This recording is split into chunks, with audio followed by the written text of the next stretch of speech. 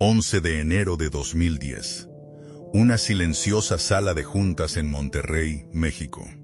Con el simple trazo de un bolígrafo, las generaciones de la poderosa familia Garza firmaron un acuerdo que borraba 120 años de historia ininterrumpida. En un instante, la cervecería Cuauhtémoc, el máximo símbolo de la independencia industrial mexicana, fue devorada oficialmente por el gigante holandés Heineken. ¿Qué fue exactamente lo que entregaron? En su apogeo, este imperio no solo elaboraba cerveza, eran los reyes absolutos del desierto. Construyeron una utopía autosuficiente, fabricaban su propio vidrio, fundían su propio acero para las corcholatas y producían sus cajas de cartón. Más allá de las fábricas, levantaron viviendas, hospitales y escuelas para decenas de miles de trabajadores. Convirtieron a Monterrey en la capital industrial de América Latina. Hoy, ese colosal ecosistema soberano ya no existe. Las chimeneas aún humean y la cerveza sigue fluyendo, pero el alma de la empresa es ahora solo una fría estadística en el reporte financiero de un conglomerado europeo. ¿Cómo es que la maquinaria industrial más formidable y autónoma de todo un continente, creadora de una ciudad entera, terminó entregando su espíritu de manera voluntaria a un competidor a miles de kilómetros de distancia? La respuesta no radica en una quiebra financiera tradicional, sino en una implacable y despiadada partida de ajedrez corporativo. Esta es la historia de la cervecería Cuauhtémoc. La dolorosa caída de un modelo capitalista casi utópico y el precio devastador de la globalización moderna. Monterrey, a finales del siglo XIX, no era el gigante industrial interconectado que conocemos hoy. Era, en muchos sentidos, una frontera implacable. Situada en el árido noreste de México, a la sombra de la imponente e icónica montaña del Cerro de la Silla, la ciudad era un asentamiento polvoriento atrapado en un desierto severo. Los veranos eran brutales, con temperaturas que superaban fácilmente los 40 grados centígrados, marchitando cualquier intento de vida que no estuviera adaptado a la extrema sequedad. No había abundancia de agua limpia, no había una infraestructura de transporte sofisticada y, desde luego, no existía una tradición de manufactura a gran escala. En este paisaje geográfico hostil, donde la supervivencia misma era un desafío diario, la idea de establecer una cervecería de clase mundial parecía no solo ambiciosa, sino directamente delirante. La producción de cerveza exige agua abundante, temperaturas frías y estrictamente controladas para la fermentación, y una logística perfecta para la distribución. Monterrey no ofrecía ninguna de estas garantías. Sin embargo, en el año Motnin Tamchin, un grupo de visionarios locales decidió desafiar la geografía, el clima y la lógica económica de su tiempo.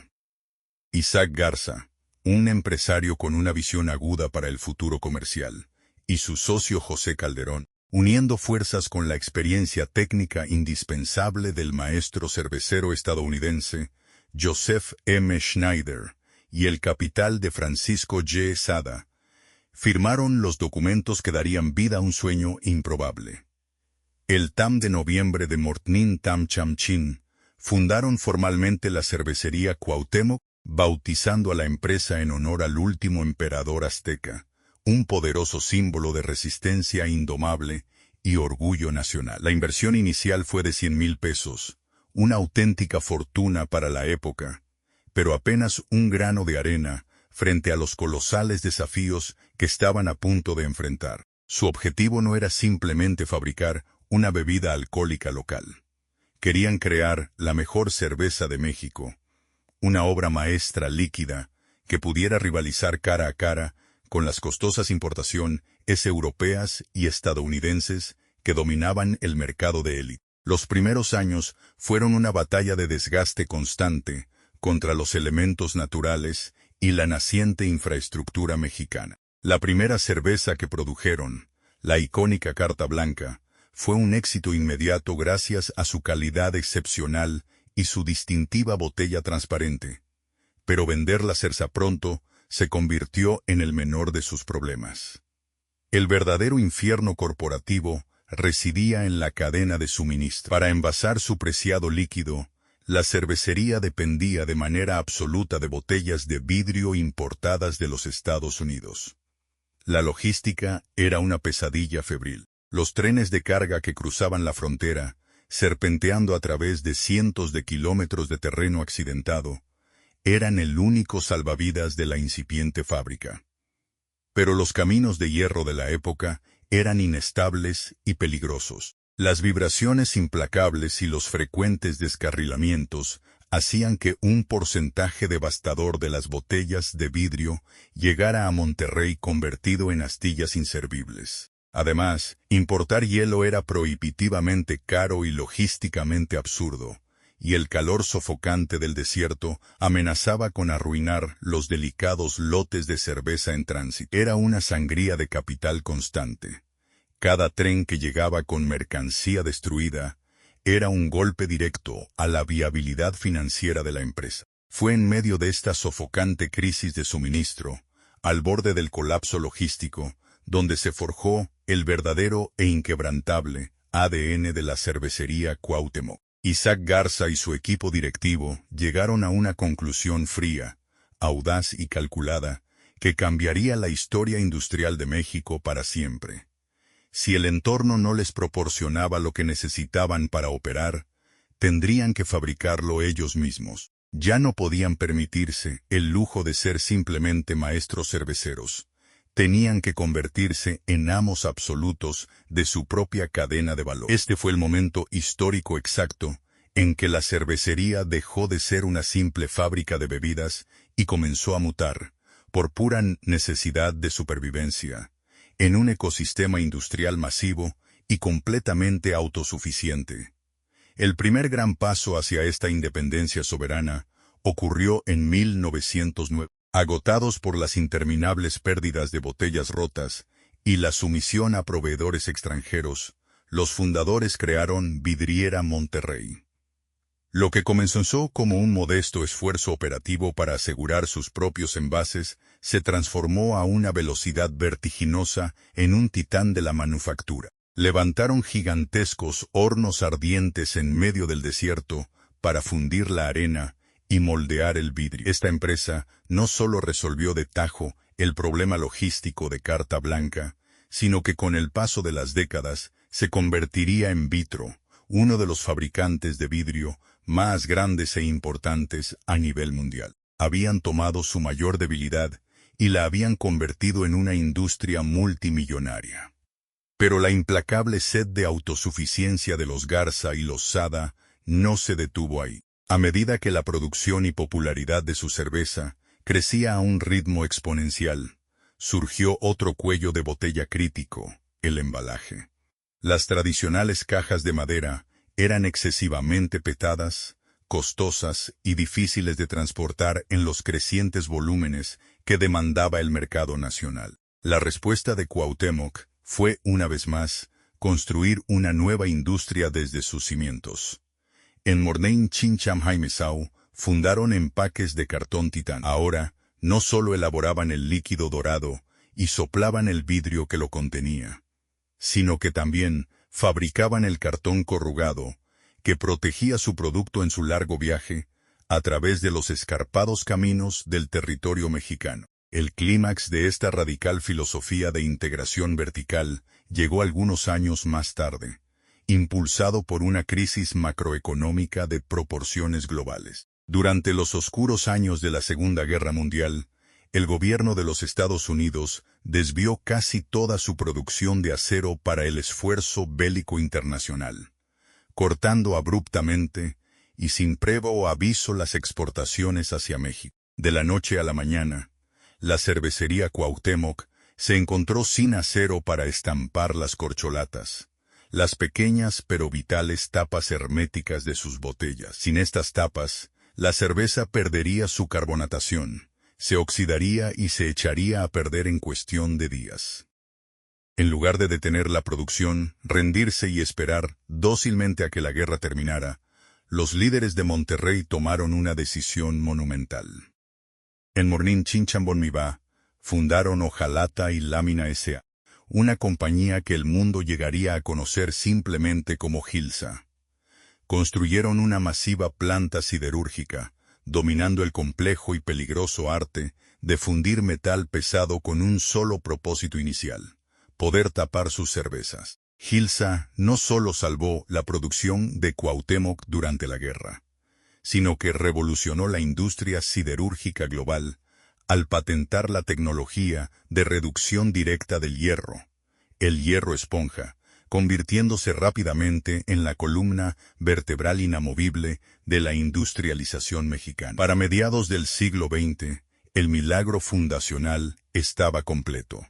La cervecería Cuauhtémoc había transformado físicamente y económicamente el árido paisaje del estado de Nuevo León. Habían llegado a un desierto sin recursos naturales favorables y obligados por la brutal necesidad de sobrevivir y prosperar, terminaron construyendo la infraestructura central de una metrópolis moderna. No solo controlaban celosamente la receta secreta de la cebada y el lúpulo, controlaban la arena que se fundía en sus hornos, la fibra que se transformaba en sus cajas, el acero hirviente que sellaba sus productos y la energía que alimentaba sus interminables líneas de producción. Se habían convertido en una entidad corporativa soberana, un estado industrial dentro del propio estado mexicano. El espejismo de aquel oasis en el desierto no solo había florecido contra todo pronóstico, sino que se había petrificado en una fortaleza inexpugnable,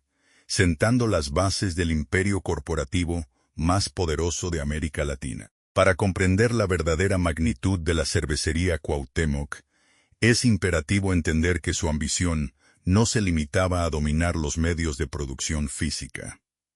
A principios del siglo XX, el imperio había asegurado el control sobre el vidrio, el cartón y el acero. Sin embargo, una maquinaria industrial colosal, por más sofisticada y autosuficiente que sea, es inherentemente inútil sin el músculo humano para operarla.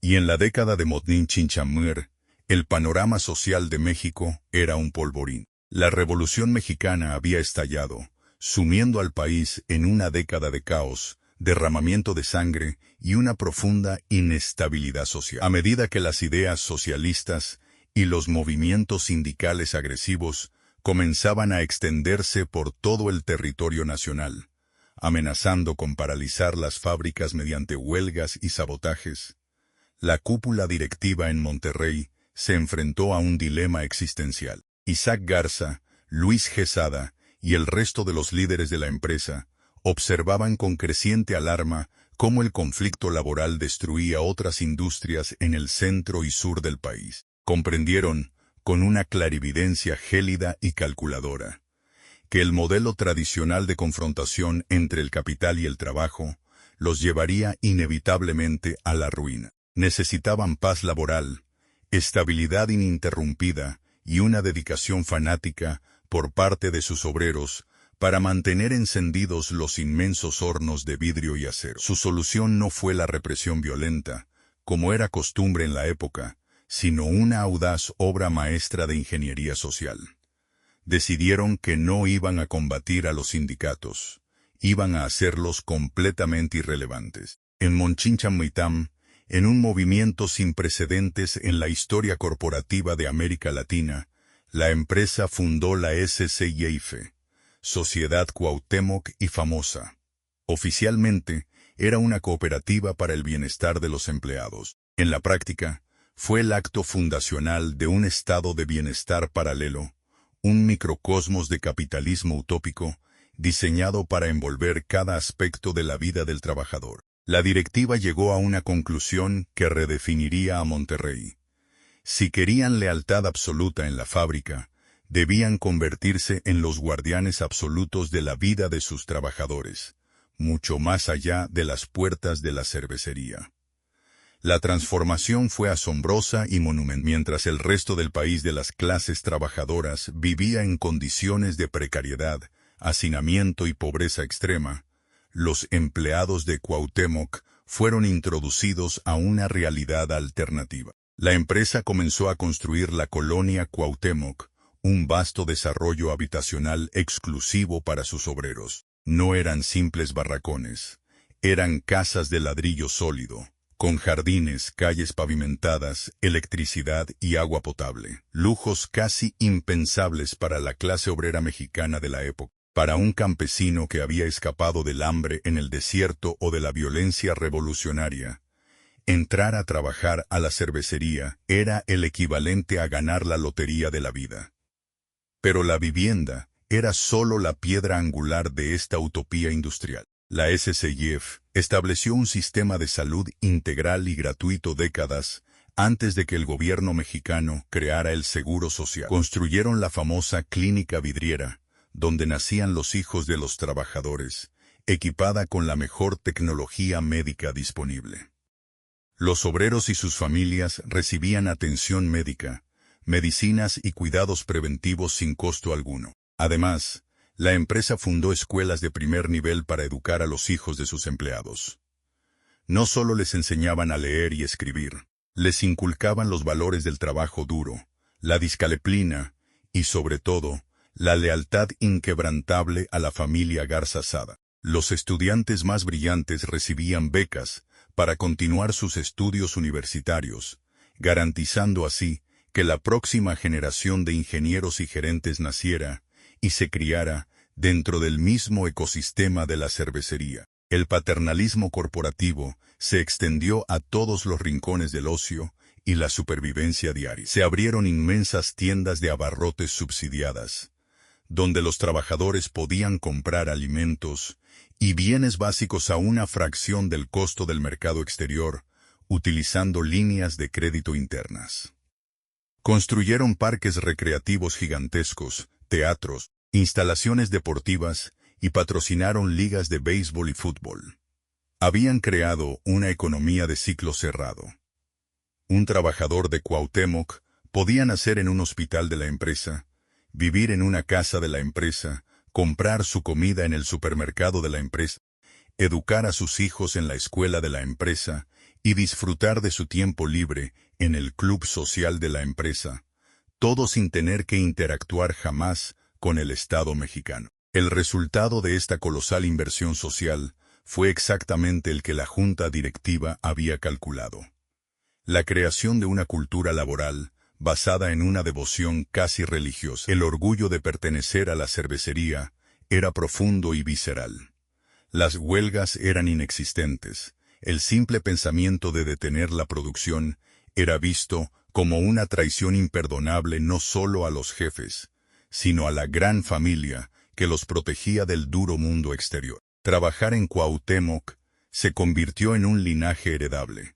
Abuelos, padres e hijos compartían el mismo suelo de fábrica, forjando un sentido de identidad que estaba inextricablemente ligado al logotipo de la empresa. Sin embargo, detrás de la radiante fachada de esta utopía de ladrillo rojo y cerveza dorada, latía una tensión silenciosa e ineludible.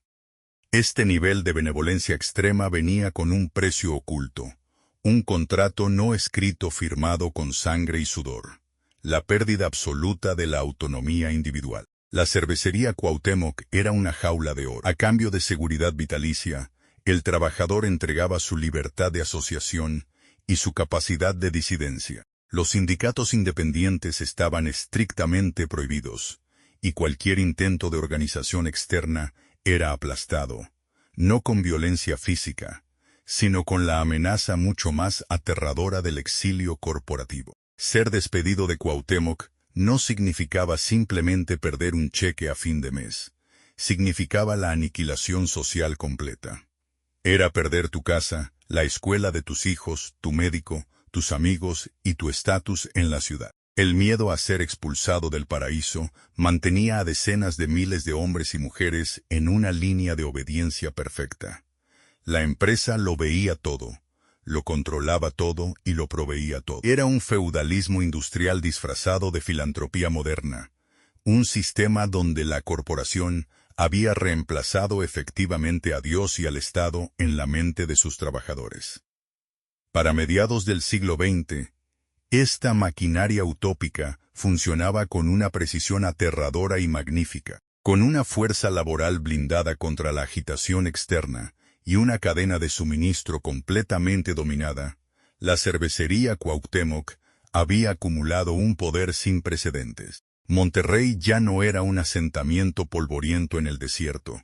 Se había transformado en la inexpugnable capital industrial de México. Los cimientos estaban sólidamente fundidos.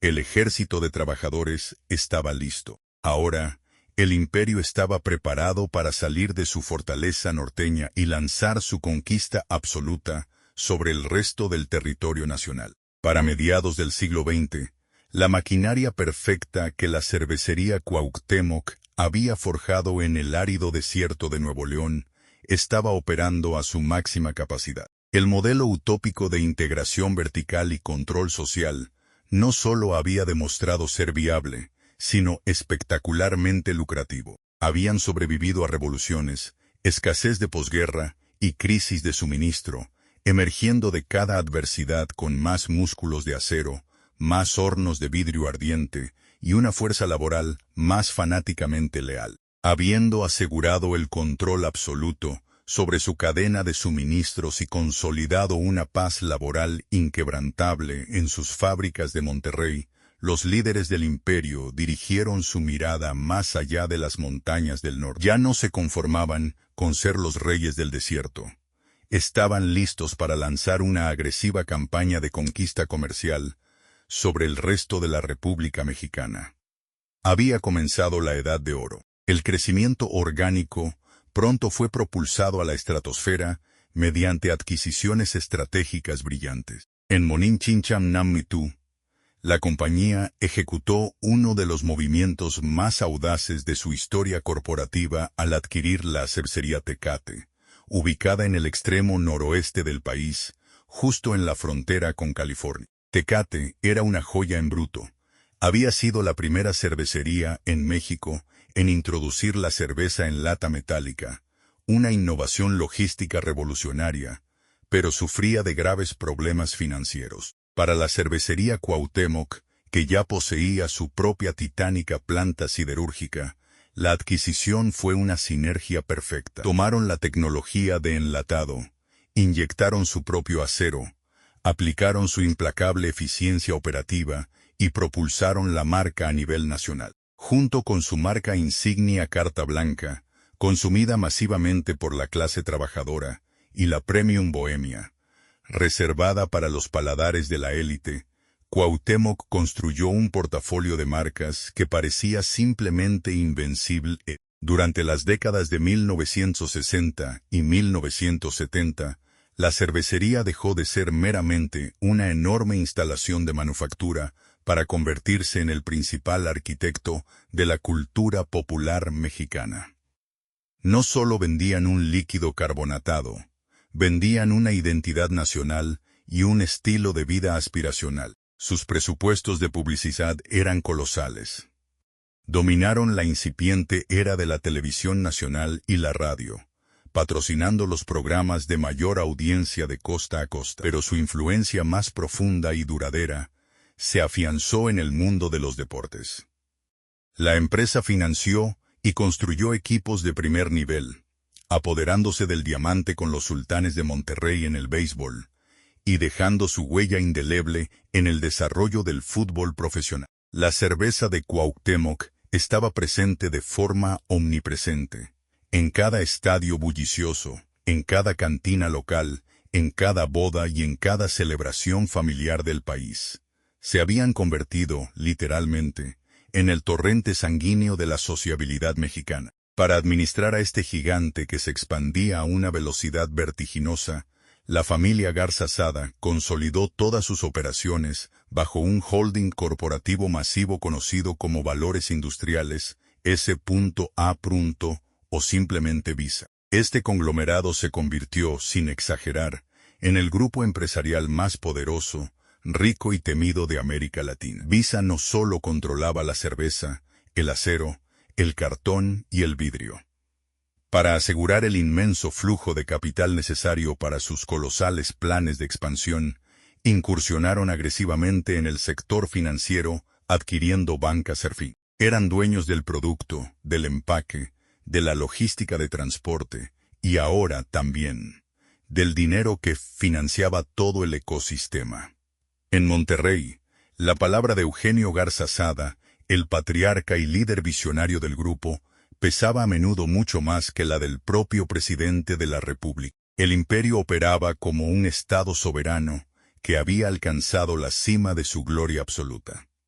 Sin embargo, en el implacable mundo de los negocios corporativos, el éxito absoluto y sin fricciones es siempre el suelo más fértil para cultivar la peor de las debilidades: la arrogancia. En las lujosas e insonorizadas salas de juntas del corporativo, rodeados de paredes forradas de maderas finas y solemnes, retratos al óleo de los fundadores originales, los altos directivos comenzaron a respirar y creer su propio mito de invulnerabilidad. El aplauso constante de los políticos locales y la obediencia ciega, casi devocional, de su masa laboral, crearon una inmensa cámara de eco. Empezaron a creer dogmáticamente que su modelo de integración vertical extrema, la filosofía de hacerlo absolutamente todo nosotros mismos, era la única forma válida y exitosa de operar. No se daban cuenta de que, a medida que el conglomerado acumulaba industrias,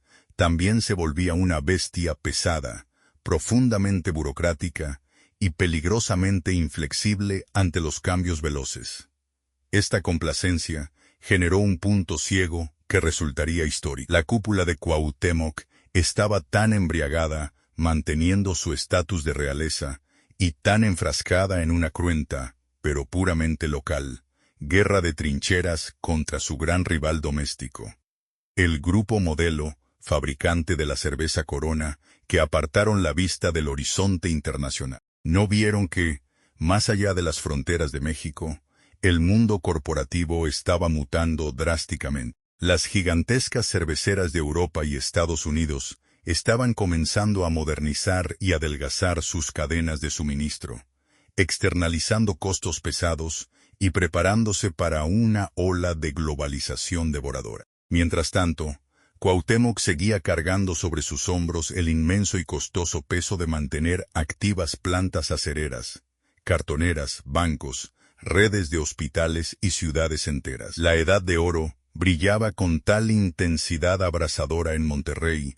que los cegó por completo ante los primeros nubarrones oscuros de una tormenta macroeconómica devastadora que estaba a punto de desatarse. Una tormenta que pondría a prueba no solo la rentabilidad de su cerveza, sino la supervivencia misma de su utopía industrial. El año 1982 no llegó a México con la promesa de una nueva era de prosperidad, sino con la furia devastadora de un huracán financiero sin precedentes. Después de una década de gasto gubernamental desenfrenado, impulsado por el espejismo temporal de la riqueza petrolera, el país se estrelló brutalmente contra un muro de realidad económica. Los precios internacionales del crudo se desplomaron, las tasas de interés globales se dispararon, y el gobierno mexicano, asfixiado y sin liquidez, se vio obligado a declarar una moratoria en el pago de su inmensa deuda externa. El resultado inmediato fue una devaluación catastrófica de la moneda. El peso mexicano perdió su valor a una velocidad vertiginosa frente al dólar estadounidense, desatando una hiperinflación que pulverizó el poder adquisitivo de millones de ciudadanos en cuestión de meses. De la noche a la mañana, la clase trabajadora que llenaba los estadios de béisbol y vaciaba las botellas de carta blanca y bohemia en las celebraciones se encontró luchando simplemente por poner comida básica en la mesa. La fiesta de la Edad de Oro había terminado abruptamente, dando paso a una era de miseria que la historia de América Latina bautizaría sombríamente como la década perdida. Para la cervecería Cuauhtémoc, esta crisis macroeconómica representó un peligro mortal, precisamente por la misma estructura que los había hecho invencibles. Durante décadas, su mayor superpoder había sido la integración vertical absoluta, ser dueños soberanos del vidrio, del acero, del cartón, y mantener una inmensa red de bienestar social. Pero en medio de una recesión económica salvaje, donde las ventas de cerveza caían en picada por la falta de dinero en las calles, este superpoder se metamorfoseó repentinamente en un ancla de plomo. Si una empresa moderna solo fabrica cerveza, puede reducir su producción y hacer recortes temporales para sobrevivir. Pero Cuauhtémoc no podía simplemente apagar los gigantescos altos hornos de fundición de acero de Gilsa sin incurrir en pérdidas estructurales catastróficas. No podían detener los hornos de vitro. Y lo más paralizante de todo, no podían desmantelar la sociedad Cuauhtémoc y famosa. Ese sí, tenían la obligación moral, el mandato corporativo y la necesidad de mantener la paz laboral, financiando viviendas, hospitales gratuitos y escuelas para decenas de miles de familias, incluso cuando los ingresos del consorcio se estaban evaporando a un ritmo alarmante. Los costos fijos de mantener viva su utopía industrial eran astronómicos e inflexibles. La situación interna se tornó aún más crítica debido a las ambiciones desmedidas del pasado reciente. Durante los años de ceguera y bonanza, Valores Industriales S.A. Visa, el todopoderoso holding corporativo de la familia Garza Lagüera, había financiado su agresiva expansión, contrayendo enormes créditos denominados en dólares. Al devaluarse el peso mexicano en cientos de puntos porcentuales, esa deuda externa se multiplicó matemáticamente hasta alcanzar proporciones letales, amenazando con asfixiar financieramente a todo el ecosistema de Monterrey. Para empeorar el escenario de pesadilla, el 1 de septiembre de 1982, en una medida política desesperada para frenar la fuga de capitales, el gobierno mexicano nacionalizó sorpresivamente toda la banca privada del país. Banca Serfín, la institución financiera clave que el grupo utilizaba para apalancar, financiar y proteger sus gigantescas operaciones industriales, les fue arrebatada por decreto presidencial. El imperio no solo estaba abrumado por pasivos $N repentinamente impagables, sino que se había quedado sin su escudo financiero interno. La inexpugnable fortaleza norteña estaba siendo bombardeada, por primera vez en su historia, desde todos los frentes, acorralados por los acreedores internacionales y luchando desesperadamente por la supervivencia. Los altos directivos de Cuauhtémoc tuvieron que tragarse su histórico orgullo y ejecutar una maniobra defensiva radical. Al sur del país, en el estado de Veracruz, su feroz e histórico rival, la cervecería Moctezuma, fabricante de marcas de enorme tradición como Sol, Superior y 2X, se encontraba en una situación aún más agónica. Moctezuma estaba declarada técnicamente en suspensión de pagos, ahogada irremediablemente por sus propios pasivos en dólares. En Mormichincham-Tam-Melam, en un movimiento dictado estrictamente por la más fría necesidad de consolidación para no desaparecer, Visa orquestó la adquisición y absorción de su competidor caído.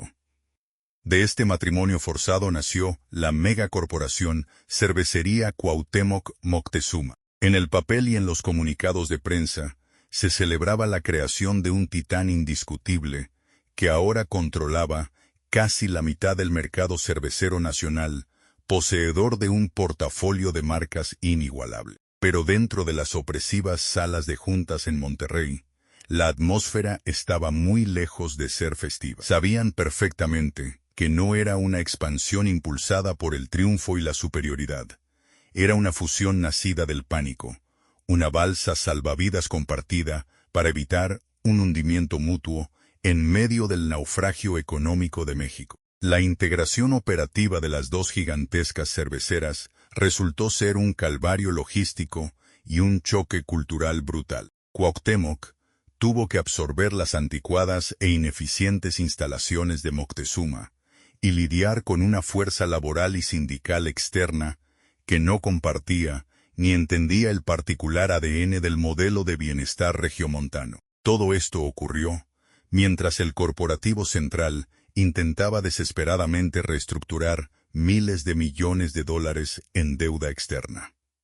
Por primera vez en la historia de la centenaria compañía, Las prioridades del día a día cambiaron de forma radical y dolorosa. El enfoque principal dejó de estar en la ingeniería perfecta de las plantas, la calidad artesanal del lúpulo o la expansión de los beneficios comunitarios. El poder real dentro de la empresa pasó rápidamente de manos de los maestros cerveceros e ingenieros industriales a las frías calculadoras de los contadores, abogados corporativos y especialistas en rescates financieros. Las maratónicas juntas directivas ya o discutían sobre cómo o dónde construir nuevos hospitales o parques de béisbol para los obreros, sino sobre cómo aplacar la furia de los acreedores de Wall Street y cómo recortar gastos hasta el hueso. La década perdida dejó cicatrices profundas e imborrables en la psique de Monterrey.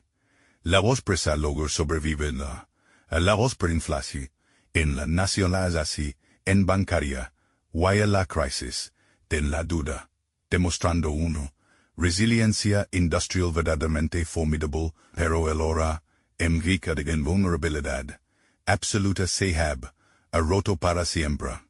Los obreros, en la fábrica de cerveza, han cotodav, arriesgados por los beneficios menguantes de la CIF, sintieron por primera vez en sus vidas el viento helado de la incertidumbre, con Maica rozando los lidos muros de su yala de oro. El cooperativo sí vio obligado inicia un proceso de desinversión, deshaciendo de varios activos no estratégicos y aprendiendo a operar bajo una política de austeridad corporativa que antes les resultaba ajena. La gigantesca maquinaria típica no se ha detenido por completo, pero estaba severamente oxidada, cruyendo bajo su propio peso. Habían aprendido la lección más amarga y aterradora del capitalismo moderno. No importa cuán colosal, perfecta y autosuficiente sea la fortaleza industrial que construyas en tu propio territorio, es imposible amurallarse contra las implacables e invisibles leyes de la gravedad macroeconómica global.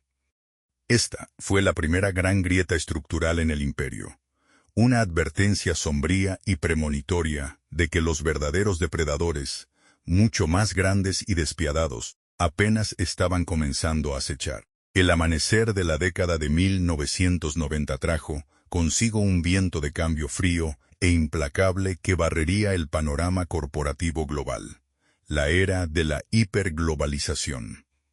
Las fronteras comerciales, antes celosamente guardadas por aranceles y proteccionismo estatal, comenzaron a disolverse. En 1994, la firma del Tratado de Libre Comercio de América del Norte, TELCAN, abrió las compuertas de la economía mexicana, integrándola de golpe al mercado de consumo más grande del mundo.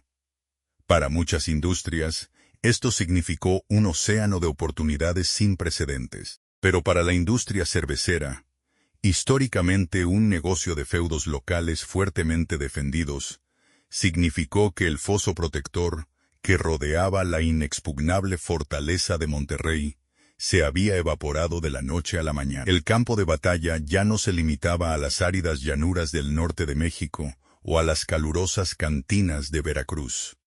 Ahora era un tablero de ajedrez mundial, y las piezas que se movían en él eran de un tamaño absolutamente aterrador. Durante esta época, la industria cervecera internacional experimentó una ola de consolidación masiva y a menudo caníbal. Conglomerados gigantescos de Europa y Estados Unidos, como Anheuser-Busch, SABMiller y Heineken, comenzaron a devorar cervecerías regionales en todos los continentes a un ritmo frenético. Su estrategia era brutalmente simple y matemáticamente innegable: buscar economías de escala a nivel planetario. Estos titanes multinacionales no estaban interesados en el romanticismo de construir ciudades utópicas, ni en administrar clínicas gratuitas para sus obreros, y mucho menos en operar altos hornos para fundir su propio acero. Estaban obsesionados con una única doctrina: la eficiencia pura, la externalización de costos pesados y la expansión despiadada de sus marcas bandera en un mercado verdaderamente global. Frente a estos depredadores ágiles, delgados en activos y con recursos financieros casi ilimitados, la pesada estructura de integración vertical de la cervecería Cuauhtémoc Moctezuma comenzó a verse no como una ventaja, sino como un dinosaurio glorioso, lento y peligrosamente vulnerable. Sin embargo, el golpe psicológico más devastador para el orgullo regiomontano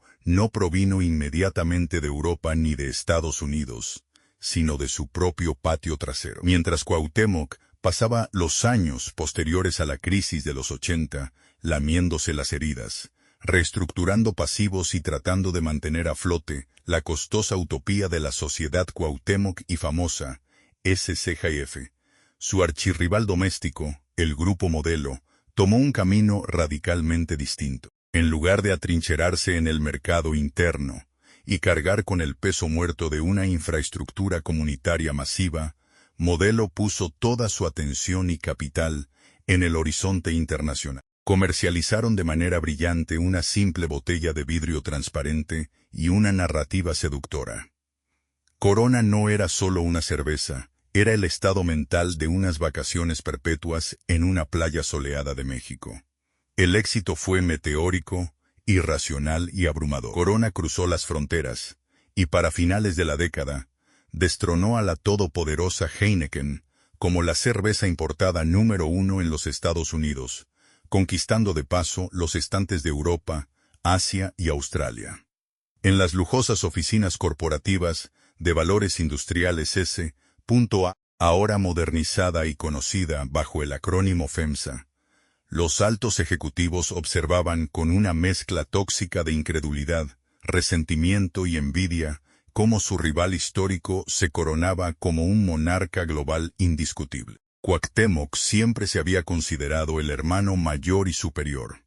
Estaban convencidos de tener mejor ingeniería técnica, instalaciones mucho más sofisticadas, una fuerza laboral inmensamente más leal y marcas de una calidad artesanal muy superior, como la galardonada Bohemia. Pero nada de eso importaba en el nuevo orden mundial. Intentaron responder agresivamente exportando Tecate y 2X, logrando un éxito altamente respetable y rentable, pero siempre permaneciendo atrapados en la inmensa sombra proyectada por la omnipresencia de Corona. Habían ganado innumerables batallas logísticas, técnicas y laborales en el desierto a lo largo de un siglo, pero estaban perdiendo humillantemente la guerra cultural y comercial en el mundo exterior. Se dieron cuenta, con un terror paralizante, de que ser los reyes absolutos de México ya no significaba absolutamente nada si los emperadores globales decidían invadir.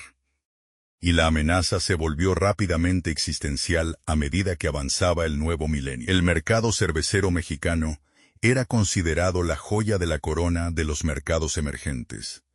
Una población joven, en constante crecimiento, con un clima permanentemente caluroso y una tradición de consumo profundamente arraigada que garantizaba márgenes de ganancia extraordinariamente altos. Los gigantes globales, habiendo saturado sus propios mercados maduros en el primer mundo, comenzaron a rodear la península.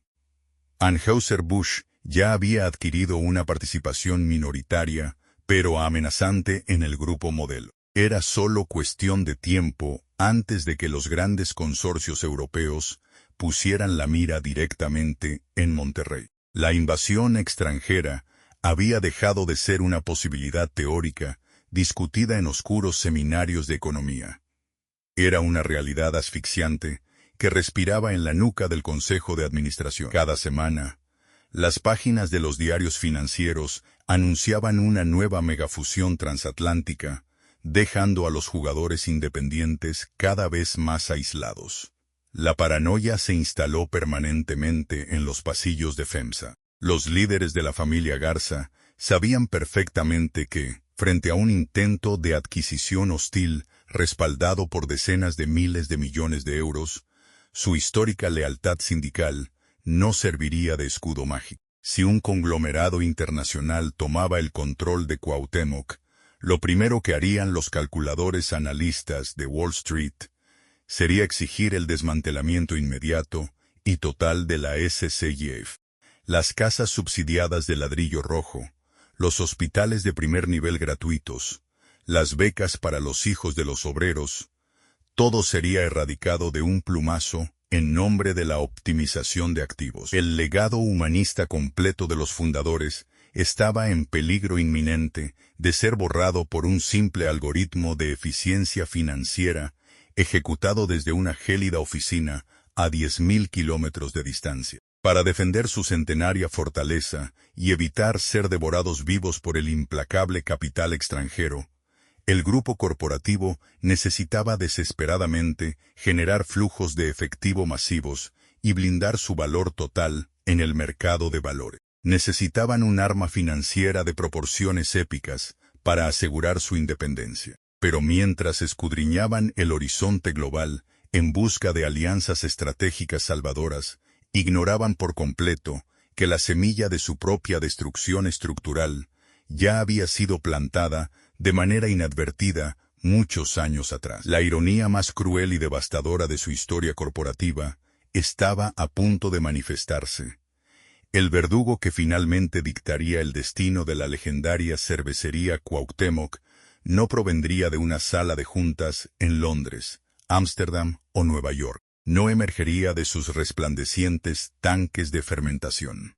El verdadero enemigo surgiría como un parásito silencioso desde dentro de su propia casa. En la intrincada historia de las corporaciones globales, a menudo existe un punto de inflexión donde la creación supera y devora a su creador.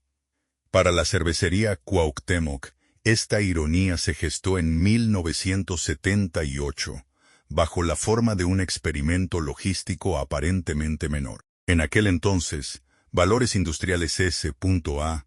buscaba desesperadamente una manera de eludir a los intermediarios, dominar el canal de ventas y asegurar que sus cervezas Carta Blanca y Bohemia llegaran frías y directamente a las manos del consumidor. La solución fue abrir un modesto establecimiento minorista en la ciudad de Monterrey. Lo llamaron OXXO. Durante sus primeros años, esta tienda no era más que un humilde apéndice del colosal ecosistema cervecero. Un simple conducto de distribución diseñado exclusivamente para mover el líquido dorado que se producía en las rugientes fábricas. Nadie, ni siquiera los estrategas más visionarios de la familia Garza, podría haber imaginado que este pequeño local comercial terminaría convirtiéndose en el verdugo silencioso de su histórico legado industrial. Para entender la magnitud de esta tragedia corporativa, es necesario contrastar la naturaleza fundamental de ambos negocios. La cervecería Cuauhtémoc era un gigantesco y pesado dinosaurio industrial. Su operación diaria exigía inversiones de capital estratosféricas. Implicaba mantener encendidos altos hornos para fundir acero, operar plantas de vidrio a miles de grados de temperatura, gestionar vastas y complejas redes logísticas de transporte pesado y, sobre todo, sostener económicamente el monumental aparato de bienestar social de la SCIF. Cada cerveza vendida cargaba en su precio con el peso financiero de hospitales gratuitos, escuelas de primer nivel, viviendas obreras y pensiones vitalicias. Por el contrario, el modelo de negocio de OXXO era ágil, ligero y despiadadamente eficiente. No requería construir fábricas masivas de ladrillo y concreto, ni mantener a decenas de miles de trabajadores fuertemente unidos bajo un esquema de paternalismo utópico. Para expandirse, la empresa solo necesitaba alquilar una esquina estratégicamente ubicada, instalar estanterías metálicas, colocar refrigeradores, contratar personal demostrador sin los costosos beneficios del antiguo sindicato blanco, y abrir las puertas las 24 horas del día. Era una máquina perfecta de imprimir dinero en efectivo puro, líquido e inmediato, sin el lastre de la industria pesada. A medida que México se urbanizaba y modernizaba aceleradamente, durante las décadas de los 90 y principios de los 2000, El concepto de la tienda de conveniencia explotó con una fuerza telúrica en todo el país. OXXO dejó de ser un simple vendedor de cerveza para metamorfosearse en el centro neurálgico de la vida cotidiana mexicana. Se convirtió en el lugar donde la gente compraba sus alimentos rápidos, de paso, pagaba sus facturas de electricidad, realizaba depósitos bancarios de última hora y recargaba saldo para sus teléfonos móviles. La expansión fue tan agresiva y matemáticamente impecable que en su apogeo, el conglomerado abría una nueva tienda OXXO cada 8 horas, todos los días del año, sin importar crisis o devaluación. De repente, el modesto apéndice logístico comenzó a generar un flujo de caja libre que opacaba por completo, y por mucho, las históricas ganancias de las centenarias plantas de fermentación. El desequilibrio interno se volvió aún más grotesco cuando FEMSA consolidó otra jugada corporativa maestra,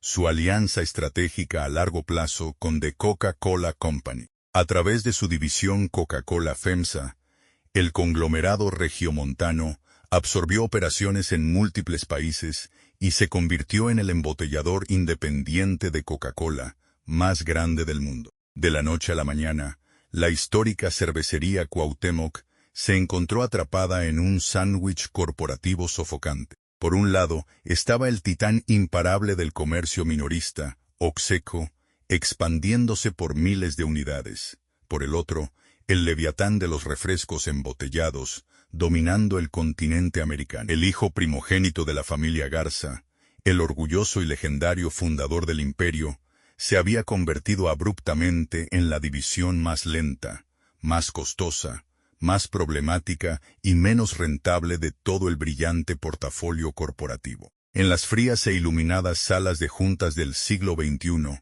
los números cuentan historias implacables, totalmente desprovistas de cualquier sentimentalismo familiar o lealtad patriótica. Los analistas financieros de Wall Street, que ahora escudriñaban cada movimiento de FEMSA debido a su cotización internacional, comenzaron a hacer preguntas sumamente incómodas. Señalaban con sus punteros láser hacia las hojas de cálculo, demostrando que el margen de beneficio operativo de la división cervecera estaba siendo devorado por los costos fijos de su ineficiente cadena de suministro heredada y, fundamentalmente, por el enorme peso financiero de la sociedad Cuauhtémoc y famosa.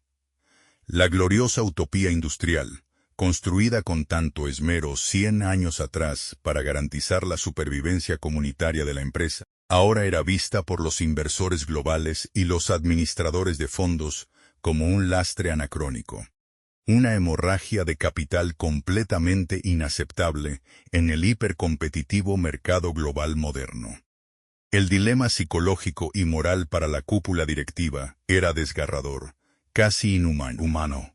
Por un lado, la cerveza, a Cuauhtémoc era el corazón sagrado de la familia, era el origen absoluto de su inmenso poder, el emblema de la ciudad de Monterrey, y el símbolo tangible de Ciane. Aguas de trabajo, arduo y compromiso social inquebrantable con su gente. Separas de la era, el equivalente cooperativo, a comata un sacrilegio, imperdonable contra sus propios ancestros. Sin embargo, la voz que recadeniera, global dictadura, sentencia de muerte cristalina y inapelable, para que FEMSA pudiera proteger sus verdaderas joyas de la corona, la imparable maquinaria de efectivo de OXXO y el coloso negocio embotellador de Coca-Cola, frente a la amenaza de los gigantes internacionales que acechaban. Deben amputar la extremidad que los ralentizaba, el enemigo interno que los destruye, y no fue un trader malicioso, sino la brutal y evolución de su propio shito comercial. El hijo bastardo se había convertido en el rey absoluto y para asegurar la supervivencia y el dominio del imperio en el nuevo siglo, el anciano patriarca tendría que ser sacrificado en el altar del capitalismo. La mesa estaba finalmente servida para la decisión más dolorosa y definitiva en toda la historia de Monterrey. El año 2008 marcó un punto de no retorno en la historia del capitalismo industrial. Un momento en el que las reglas del juego global cambiaron con una brutalidad sísmica que sacudió los cimientos de corporaciones centenarias en todo el planeta. En los asépticos despachos financieros de Londres, Bruselas y Nueva York, se estaba reescribiendo el mapa económico del mundo. La noticia que detonó el pánico definitivo en Monterrey llegó cuando el gigante belga brasileño InBev ejecutó una adquisición hostil y titánica sobre Anheuser-Busch, el histórico e intocable fabricante estadounidense de Budweiser. De esta megafusión monumental nació AB InBev, un leviatán corporativo de proporciones monstruosas que, de la noche a la mañana, pasó a controlar casi una tercera parte de toda la cerveza consumida en el mundo. El mensaje para el resto de la industria fue escalofriantemente claro, escrito con letras de sangre corporativa. En el nuevo orden hiperglobalizado, o eres un depredador de tamaño planetario, o eres la presa. No había espacio para la supervivencia de imperios regionales independientes, sin importar cuán ricos, orgullosos o arraigados estuvieran en su cultura local. En las majestuosas oficinas de FEMSA en Monterrey, donde los retratos al óleo de Isaac Garza, José Calderón y Eugenio Garza Sada observaban solemnemente desde las paredes revestidas de madera oscura, la atmósfera se volvió densa, casi irrespirable. La directiva, encabezada por José Antonio Fernández Carvajal y los herederos de las familias fundadoras, se enfrentaba a una autopsia financiera en tiempo real de su propio legado. Los números sobre la enorme mesa de caoba no mentían, y su frialdad matemática era devastadora. A pesar de los inmensos esfuerzos, de la indiscutible calidad de sus productos y del dominio absoluto de la cultura popular mexicana, la cervecería Cuauhtémoc Moctezuma se estaba quedando irremediablemente pequeña y peligrosamente aislada en el tablero global. Carecían del alcance geográfico masivo y de la inmensa chequera internacional para salir al mundo a comprar cervecerías extranjeras y unirse al juego de los titanes. Peor aún, su modelo interno, aquella integración vertical extrema que los había salvado en el pasado, la pesada cadena de vidrio, acero, cartón y el inmenso sistema de bienestar de la S&F, los convertía en un acorazado majestuoso, pero excesivamente lento, navegando en aguas infestadas por submarinos nucleares. Sus márgenes de ganancia, en el negocio cervecero, se estaban erosionando inexorablemente frente a la eficiencia despiadada de las cadenas de suministro globales. Y mientras tanto, su archirrival, el Grupo Modelo, ya estaba profundamente entrelazado con capital extranjero, y continuaba su imparable conquista comercial en más de 150 países con la marca Corona. El verdadero y más aterrador dilema, sin embargo, no era simplemente la pérdida de competitividad de la cerveza.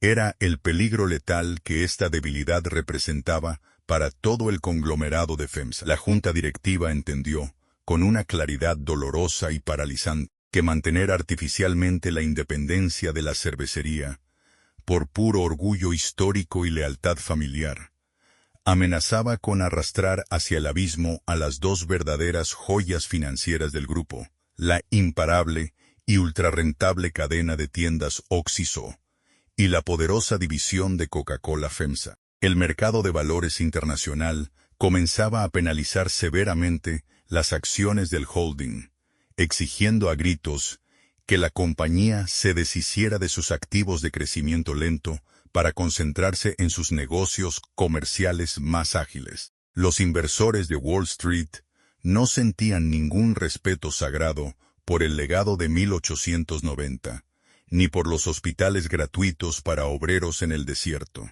Solo entendían el lenguaje implacable del retorno de inversión trimestral. A finales de 2009, en medio de un hermetismo absoluto y bajo acuerdos de confidencialidad estrictos, comenzaron las deliberaciones más dolorosas, secretas y moralmente desgarradoras en la historia de la corporación. Las reuniones se prolongaban hasta altas horas de la madrugada. No era una simple transacción comercial. Era una profunda crisis de identidad, un choque violento entre la herencia emocional y la supervivencia capitalista. Para las familias Garza y Sada, la cervecería no era un negocio más en un portafolio diversificado. Era su sangre. Era el alma fundacional que había dado origen a todo su inmenso poder político, social y económico. Era el motor de ladrillo rojo y vapor que había levantado a la ciudad de Monterrey del polvo del desierto. Vender Cuauhtémoc significaba entregar voluntariamente la llave de su castillo histórico, desmantelar una utopía social de 100 años y, a los ojos de muchos veteranos de la empresa, cometer un acto de alta traición contra la memoria de los patriarcas fundadores. Sin embargo, el mandato fiduciario de los directivos era proteger el valor del accionista y asegurar la supervivencia a largo plazo de FEMSA como entidad corporativa global. La lógica fría, calculada y despiadada de los negocios modernos finalmente se impuso sobre el peso abrumador del romanticismo histórico y la lealtad paternalista. Llegaron a la conclusión amarga, pero irrefutable, de que la única manera de salvar a la cervecería Cuauhtémoc de ser aniquilada lentamente por los monopolios globales, y al mismo tiempo proteger el futuro de OXXO y Coca-Cola FEMSA, era amputar la cervecería del cuerpo del conglomerado y entregarla a uno de los gigantes europeos. Necesitaban un comprador con la escala mundial suficiente para absorber a Cuauhtémoc y proteger sus marcas en el mercado internacional. Alguien con el músculo financiero para resistir el ataque de AB InBev. La mirada se fijó entonces en el continente europeo.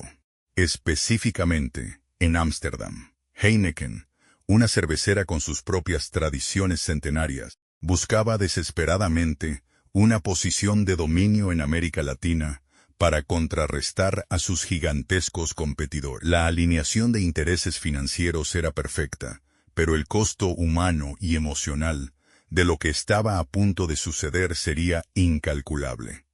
El Consejo de Administración de Monterrey dio luz verde para iniciar formalmente las negociaciones secretas.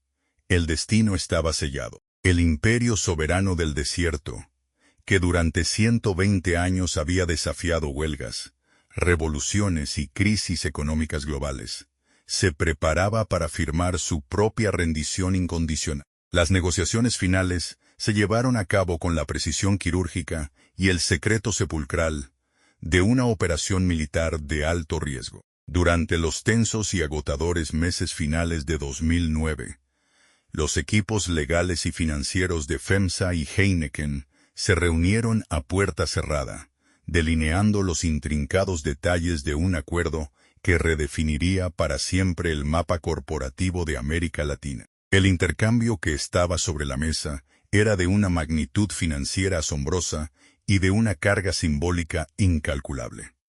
FEMSA entregaría el 100% de las operaciones físicas, logísticas y comerciales de la histórica cervecería Cuauhtémoc Moctezuma. A cambio, la familia regiomontana no recibiría una montaña de dinero en efectivo para retirarse, sino un 20% de participación accionaria directa en el grupo Heineken, asegurando además 2 asientos permanentes en el Consejo de Supervisión de la multinacional holandesa. Desde una perspectiva estrictamente analítica y capitalista, era una jugada corporativa brillante, una auténtica obra maestra de la supervivencia financiera. FEMSA lograba deshacerse de una operación pesada, regionalmente limitada y con márgenes decrecientes, transformándola instantáneamente en una participación gigantesca dentro de la segunda cervecera más poderosa y globalizada del mundo. Con esta maniobra,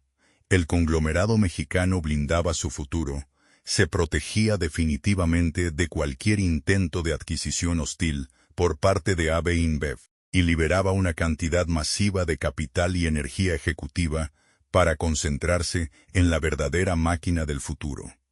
Expandir el dominio absoluto de las tiendas OXXO y las embotelladoras de Coca-Cola. Pero en las pesadas mesas de caoba de Monterrey, las inmaculadas hojas de cálculo y las proyecciones de Wall Street no podían anestesiar el dolor visceral del desmembramiento. Para los directivos, muchos de ellos, descendientes directos o espirituales de Isaac Garza y Eugenio Garza Sada, firmar este acuerdo equivalía a redactar la esquela de su propio sueño fundacional. Durante 120 años, la religión de la empresa había sido la independencia absoluta. Habían desafiado la lógica geográfica, construyendo hornos de vidrio en el desierto. Habían fundido su propio acero para no depender de gobiernos extranjeros, y habían levantado ciudades enteras para mantener a su gente protegida y leal. Ahora, acorralados por las implacables matemáticas de la hiperglobalización, se estaban rindiendo. Estaban a punto de entregar el control soberano de las calderas, los tanques de fermentación y el destino de miles de trabajadores a un grupo de ejecutivos que operaban a un océano de distancia. El amanecer del 11 de enero de 2010 rompió sobre la icónica silueta del Cerro de la Silla con una frialdad y una quietud inusuales. Ese día, en una conferencia de prensa que acaparó los titulares financieros de todo el planeta, se hizo el anuncio oficial e irreversible. José Antonio Fernández Carvajal, el presidente de FEMSA, flanqueado por la serena satisfacción de los altos mandos de Heineken, comunicó al mundo que la cervecería Cuauhtémoc Moctezuma pasaba a manos europeas en una transacción valorada en aproximadamente $7.300 millones. Los comunicados de prensa institucionales, redactados cuidadosamente por agencias de relaciones públicas, estaban saturados de lenguaje corporativo suave y anestésico. Hablaban de alianza estratégica, de sinergias globales, de visión compartida y de un matrimonio perfecto entre dos gigantes con legados centenarios. Pero en las calles industriales de Monterrey, en los pasillos de las fábricas y en los barrios obreros de la Sociedad Cuauhtémoc y famosa SCF, absolutamente nadie se dejó engañar por la pulcra semántica de los banqueros de inversión. Sabían que no era una alianza de iguales, era una venta. Era una claudicación total y definitiva. En el momento exacto en que la tinta de esos contratos millonarios se secó, el imperio independiente forjado en Mortnin Tam Chim dejó de existir. La sádica ironía de este colapso histórico fue su absoluta falta de estruendo. La caída de Cuauhtémoc no vino acompañada del sonido ensordecedor de grúas de demolición derribando las antiguas paredes de ladrillo rojo, ni del estallido dramático de Altos Hornos, apagándose en medio de huelgas violentas o pánico financiero. Las fábricas no cerraron sus puertas ese lunes. La producción no se detuvo ni un solo segundo. Fue un derrumbe completamente silencioso, invisible, esterilizado por bufetes de abogados corporativos de élite. Pero la devastación cultural y emocional fue absoluta. De un segundo a otro, las decenas de miles de trabajadores regiomontanos, hombres y mujeres cuyos abuelos y padres habían entregado su vida a las líneas de producción, despertaron a una realidad fría y alienante. Aquellos que habían nacido en la clínica vidriera, que habían aprendido a leer en las escuelas patrocinadas por la empresa, y que veían a la corporación no como un simple empleador, sino como su patria inquebrantable y su familia extendida, descubrieron que habían sido vendidos en un paquete accionario. La mítica jaula de oro, que durante más de un siglo los había protegido de las inclemencias económicas y políticas del exterior a cambio de su obediencia y devoción, simplemente había cambiado de dueño. Y los nuevos amos, sentados en oficinas de cristal impecable en Ámsterdam, no tenían ninguna conexión emocional con el calor sofocante del desierto mexicano. No veneraban la memoria de Eugenio Garza Sada, ni comprendían la compleja red de lealtades feudales y el paternalismo corporativo del siglo XX. Para Heineken, la estructura social de Cuauhtémoc Moctezuma no era una utopía sagrada que debía preservarse. Era, lisa y llanamente, una formidable adquisición de un mercado emergente que debía ser evaluada, optimizada, recortada y alineada implacablemente con los estrictos estándares globales de eficiencia y rentabilidad. La gigantesca máquina utópica de Monterrey seguía respirando mecánicamente. El vapor seguía silbando en las tuberías y la cerveza seguía llenando las botellas ámbar. Pero el espíritu independiente que le había dado vida había sido extirpado para siempre. Tras el sismo financiero y mediático del 11 de enero de 2010, la transición física, dentro de las colosales instalaciones de la cervecería Cuauhtémoc Moctezuma, fue rápida, quirúrgica y completamente desprovista de cualquier sentimentalismo. Los nuevos dueños no llegaron a Monterrey montados a caballo ni blandiendo armas, como en las revoluciones del siglo pasado. Llegaron en silenciosos vuelos comerciales de primera clase, armados con maletines de cuero, complejas hojas de cálculo y una doctrina corporativa forjada a miles de kilómetros de distancia. Ejecutivos holandeses, pulcros y estrictamente enfocados en la rentabilidad, comenzaron a recorrer los pasillos de las plantas embotelladoras, observando los antiguos hornos y las vertiginosas líneas de producción, con los ojos fríos y calculadores de quien evalúa una maquinaria adquirida, no un legado sagrado. En las fachadas de los edificios históricos y en los uniformes de los trabajadores, los antiguos emblemas comenzaron a coexistir y luego a ser lentamente eclipsados por la omnipresente estrella roja de Heineken. La invasión extranjera que tanto temió el patriarca Eugenio Garza Sada se había consumado. Pero el verdadero y duradero trauma no fue el simple cambio de logotipos comerciales, sino la brutal colisión frontal de dos filosofías de trabajo diametralmente opuestas. Durante más de un siglo ininterrumpido, la fuerza laboral regiomontana había operado bajo un pacto social muy específico, un feudalismo industrial profundamente paternalista y protector. Los gerentes de la vieja guardia conocían los nombres de pila de sus obreros, sabían en qué pabellón de la clínica vidriera habían nacido sus hijos, y asistían a los partidos de béisbol patrocinados por la empresa los fines de semana. La lealtad no se medía únicamente en hectolitros de cerveza producidos por hora, sino en la devoción absoluta a la gran familia de la cervecería. Pero para la nueva administración europea, estos estrechos lazos emocionales y estructuras de bienestar social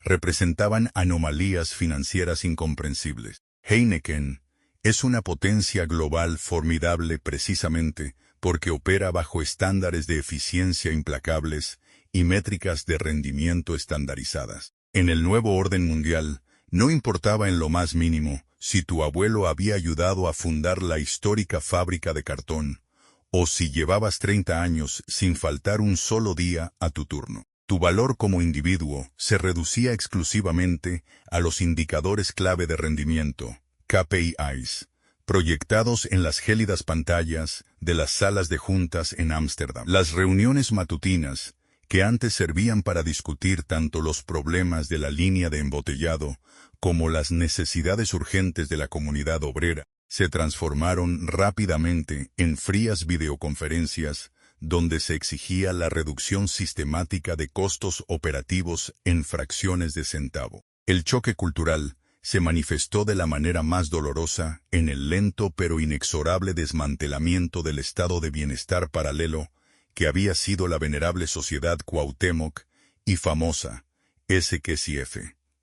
Al revisar meticulosamente los libros contables, los auditores internacionales encontraron administrativamente inaceptable que una subsidiaria cervecera moderna financiara hospitales gratuitos de alta especialidad, urbanizara colonias enteras para sus empleados y subsidiara masivamente gigantescos centros recreativos. En la lógica aséptica del capitalismo globalizado del siglo XXI, las corporaciones multinacionales pagan impuestos al gobierno y salarios competitivos al mercado. No reemplazan las funciones básicas del Estado. Poco a poco, los legendarios beneficios extralegales que habían mantenido a los trabajadores dóciles, agradecidos y protegidos en su inmensa jaula de oro, comenzaron a ser fríamente racionalizados. Algunos servicios de salud y educación fueron externalizados, otros fueron monetizados en bonos salariales directos, y muchos simplemente desaparecieron de la estructura corporativa. Los inmensos clubes recreativos, que alguna vez fueron el bullicioso y exclusivo corazón social de los fines de semana regiomontanos, comenzaron a perder su aura de comunidad cohesionada. El orgullo de portar la credencial de la SCYF, que décadas atrás abría casi cualquier puerta en la ciudad y otorgaba un estatus social de inmenso privilegio, se diluyó rápidamente hasta convertirse en una simple reliquia nostálgica del pasado. Para los ingenieros jóvenes y los ejecutivos recién graduados, esta transición fue vista como una ventana dorada de oportunidad para ascender en una verdadera corporación multinacional, de viajar por el mundo y de adoptar prácticas globales modernas. Pero para los veteranos de la fábrica, aquellos hombres y mujeres con el cabello encanecido que tenían el ADN de Cuauhtémoc tatuado en el alma, el choque fue humanamente devastador.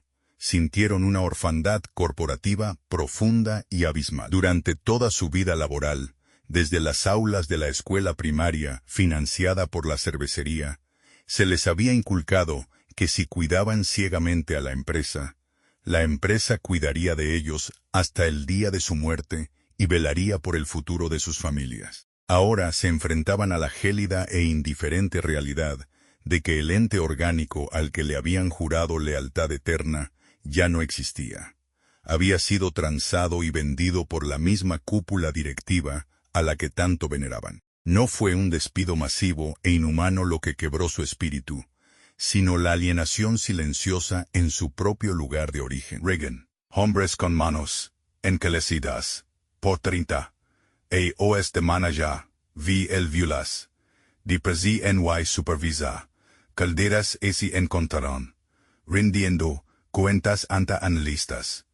Europeos que nunca han pisado el suelo, agriet, ado del desierto, ni olido la dulce fermentación de la molta bajo, el sofocante calor de nuevo len descubrieron, de la manera más cruel y directa posible, que en la era despiadada de la hiperglobalización, en la letradis, y en activo social, una traica invisible que no cabía un número ya de balance financiero. Eran, a partir de ese momento, simples empleados de la división mexicana, de un inmenso consorcio Holland es completamente reemplazables, cuantificables, y sujetos a los vaivines de una economía que operaba a una altitud muy por encima de las hermosas montañas de su amado Monterrey. Si uno camina hoy por las bulliciosas calles de Monterrey, bajo la sombra eterna e imponente del Cerro de la Silla, podría ser perdonado por pensar que absolutamente nada ha cambiado. Los inmensos edificios de ladrillo rojo de la cervecería Cuauhtémoc siguen dominando el paisaje urbano central, tal como lo han hecho durante más de un siglo. Las gruesas chimeneas industriales continúan expulsando columnas de vapor hacia el cielo del desierto. El aire en los alrededores todavía se impregna regularmente con ese inconfundible y dulce aroma a malta tostada y lúpulo hirviendo. Y cada día, de manera incesante, flotas de camiones pesados salen de los patios de maniobras cargados con millones de botellas de Tecate, 2X y Carta Blanca, destinadas a saciar la sed de consumidores en docenas de países alrededor del globo. A simple vista, la colosal maquinaria que Isaac Garza y Eugenio Garza Sada pusieron en movimiento en 1890 parece no solo haber sobrevivido a los embates del tiempo, sino estar operando en su apogeo absoluto. Pero esta continuidad física es, en el fondo, un espejismo magistralmente orquestado. La fábrica de ladrillos, el vidrio y el acero continúan existiendo, pero el ente orgánico, independiente y soberano, que habitaba dentro de esos muros, está irrevocablemente muerto. La cervecería Cuauhtémoc de hoy es un zombi industrial espléndidamente rentable. un cuerpo corporativo que sigue moviéndose y produciendo con una eficiencia aterradora, pero cuya alma original ha sido extirpada, empaquetada y enviada a los gélidos servidores centrales de Ámsterdam. El contraste entre el pasado vibrante y el presente esterilizado es más evidente en los espacios que alguna vez fueron el corazón palpitante de la comunidad. Partes del vasto complejo cervecero original han sido elegantemente restauradas y convertidas en un museo corporativo y un parque público. Turistas y lugareños pasean ahora por jardines meticulosamente cuidados, admirando los antiguos camiones repartidores de los años 30 y las viejas calderas de cobre pulido, expuestas silenciosamente como reliquias arqueológicas. Es un homenaje hermoso, pero profundamente melancólico. Se ha convertido en una versión taxidérmica del pasado. Los hombres que forjaron este imperio no lo hicieron con la intención de construir un museo pintoresco para el ocio de fin de semana. Construyeron una fortaleza viva de independencia económica. Hoy en día, el apellido Garzazada es venerado en placas conmemorativas, avenidas principales y estatuas de bronce por toda la ciudad. Pero su filosofía fundacional, la integración vertical absoluta y la protección comunitaria feroz, ha sido borrada sistemáticamente del ADN de la empresa. Para las nuevas generaciones de trabajadores que cruzan las puertas de la fábrica cada mañana, el lugar no es más que un empleador corporativo multinacional estándar. La mítica lealtad de sangre que definía a los obreros del siglo XX ha desaparecido, reemplazada por la fría normalidad de los contratos modernos y la ansiedad constante por cumplir con las implacables métricas de productividad dictadas desde Europa. Ya no hay una gran familia que te garantice atención en un hospital de primer nivel si te enfermas, o que asegure la educación de tus hijos a cambio de tu devoción vitalicia. Trabajar haciendo cerveza en Monterrey en la era moderna conlleva la misma precariedad y presión corporativa que cualquier otro empleo en la inmensa y anónima cadena de suministro global. El pacto social se rompió de tajo, y con él se evaporó el orgullo singular de pertenecer a una utopía laboral. Sin embargo, la ironía más amarga, cruel y fascinante de toda esta saga industrial no reside en los pasillos de la fábrica, sino en las altas esferas del corporativo mexicano que tomó la decisión final. A diferencia de otras historias de colapsos, donde los fundadores terminan en la ruina y el olvido, el conglomerado FEMSA no murió. De hecho, prosperó de una manera casi obscena. Al amputar su corazón histórico cervecero y entregarlo a los holandeses, salvaron el resto de su inmenso cuerpo corporativo. Hoy en día, su división embotelladora de Coca-Cola es un monstruo de proporciones continentales, y su cadena de tiendas o esquizó se ha convertido en un leviatán minorista absoluto que domina cada esquina, cada carretera y cada barrio de México, abriendo sucursales a un ritmo que desafía la lógica matemática. Las familias herederas del imperio regiomontano son más ricas y poderosas que nunca, sentadas cómodamente con sus derechos de voto en el Consejo de Administración Global de Heineken, observando cómo sus fortunas se multiplican año tras año. Ellos ganaron el despiadado juego del capitalismo moderno, pero su victoria encierra una verdad profundamente cínica sobre el orden económico del siglo XXI. Demuestra de manera concluyente que fabricar cosas tangibles, fundir acero, soplar vidrio a miles de grados, construir casas para obreros, crear industrias pesadas desde cero, es considerado hoy un lastre innecesario, un esfuerzo pesado y romántico que inevitablemente será devorado por aquellos que controlan la externalización de servicios, la distribución ágil y la pura especulación financiera. El imperio mexicano sobrevivió a la globalización, sí, pero solo aceptando destruir su propia esencia productiva, independiente e industrial para convertirse en un mercader de conveniencia. La historia de la cervecería Cuauhtémoc sirve hoy como una advertencia lúgubre y silenciosa para cualquier nación en vías de desarrollo. Te enseña que no importa qué tan perfectamente diseñes tu sistema económico interno, no importa si logras levantar un milagro industrial asombroso en medio de un desierto hostil, si dominas cada eslabón de tu cadena productiva y si te ganas el amor absoluto de decenas de miles de personas. Al final del día, si construyes un faro de riqueza demasiado brillante en la periferia del mundo, los superdepredadores globales eventualmente vendrán a apagarlo. La hiperglobalización moderna no tolera soberanías locales. Exige asimilación total. Cuando el agudo silbato de cambio de turno resuena hoy sobre los cielos encapotados de Monterrey, su eco mecánico ya no lleva consigo el peso de la audacia, del desafío o de la independencia inquebrantable de 1890. Es simplemente un sonido más, marcando el final de otro día de trabajo estandarizado, optimizado y rastreado por software en la vasta e indiferente maquinaria del capital global. La cerveza sigue fluyendo helada de las botellas, pero el espíritu indomable que alguna vez la concibió se ha convertido en cenizas, esparcidas para siempre en los vientos secos y polvorientos del norte. El destino final de la cerveza, a quod moc no es, un caso aislado de fracaso financiero, sino la cia nicafa ay, advertida de una transformación, en sistémica irreversible, nos deja una lección en profunda y perturbadora sobre la naturaleza del capitalismo global del siglo XXI, la soberana e industrial local y el bienestar comunitario, se han vuelto incompatibles con las implacables leyes de la optimización tan transnacional.